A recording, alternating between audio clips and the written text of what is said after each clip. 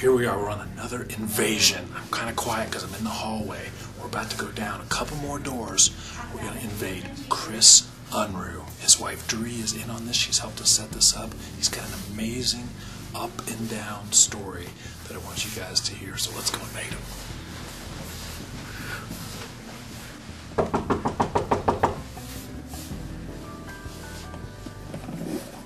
Hey, how are you? You're being invaded, dude. We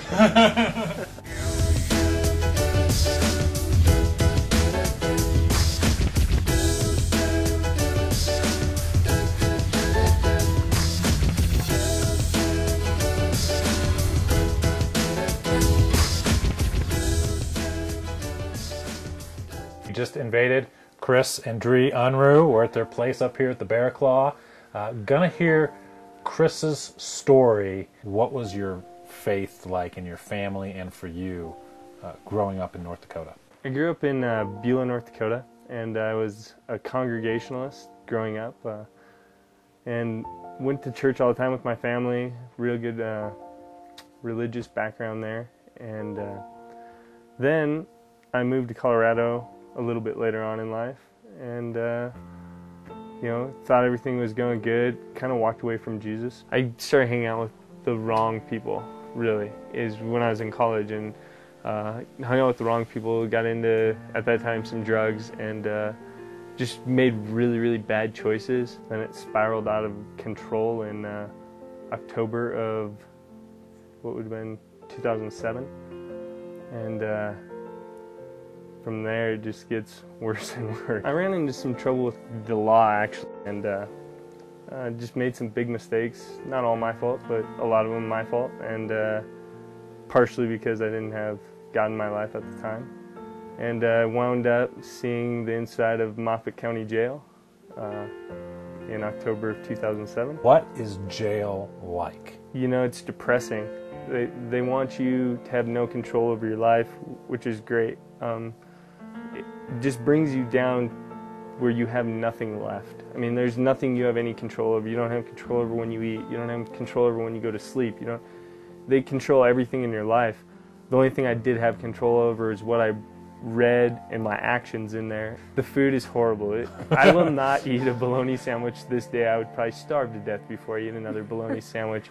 So you're in jail, you're at this absolute low point in your life, and then things start to get better and start on an uptick. What happens? And the only thing I knew I could do at that point in time when you get that low is turn to God. And started reading my Bible and praying and starting small groups inside jail. Got to know some other guys and reading with them and worshiping with them.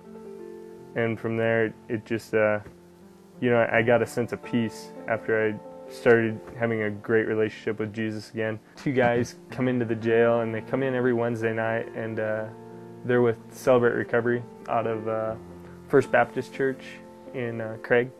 And so they start coming in and doing this 12-step program. And I didn't really think I needed to go, but I knew they were doing it based on a biblical principle. These guys got to know me pretty well and asked the lieutenant of the jail if I'd be allowed to go out and go to their church every Wednesday night for this Celebrate Recovery. And it had never been done before at Moffat County Jail. What is God doing in you during this time? It gave me peace. I felt so alone when I first got there, and it seemed like I always had him there just talking to me. You know, I knew wherever I walked, he'd be beside me. And I think that's the biggest things that I felt was just him in his presence. I turned all my attention to Jesus and God, and just they loved on me. There's no other way to explain it. But something special happens while you're there at church. There's a girl that was singing in the band actually at this church, and there's kind of like a spark. Like, for some reason I could hear her voice over like everyone else's all the time. And so like afterwards I was just asking some questions nonchalantly. So I asked her to come or write me a letter, you know, so that I would have somebody to talk to.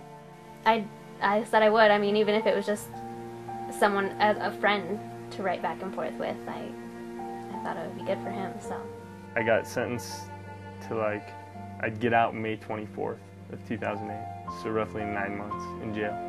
And so that was like a big turning point in both of our lives because, you know, she didn't know how long I'd be in jail because I kept on telling her like I could be anywhere from 2 to 12 years. That's what my sentence for my charges were.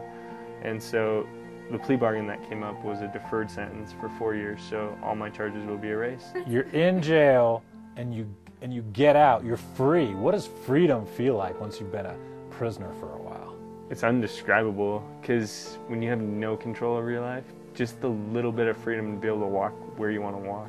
Chris gets out of jail May 24th of 2008, right? A date that you have in your mind probably for the rest of your life. What happens between you guys after that? Me and Dree started dating, and so then in September of 2009, September 18th, me and Dree got married. What is one thing you would want people to know or to learn from your story? That no matter how low everything gets, whether that be financial, jail, there's so many other factors out there, that God's always there. That stuff doesn't matter. It's all trivial. You know, He just gives you that peace of mind and that comfort. And you know, I wish this upon no one to ever go through what I went through. I met my wife. Weird situation, but I met her, and so there's just a lot of good things that came out of it that you would never think would come out of it, and it just expanded my horizons on a lot of different levels. And but I think the biggest thing about it is no matter how low it gets, you always know He's there, and it's for me it felt like I felt Him that much stronger and with me that much more when I was that low in my life.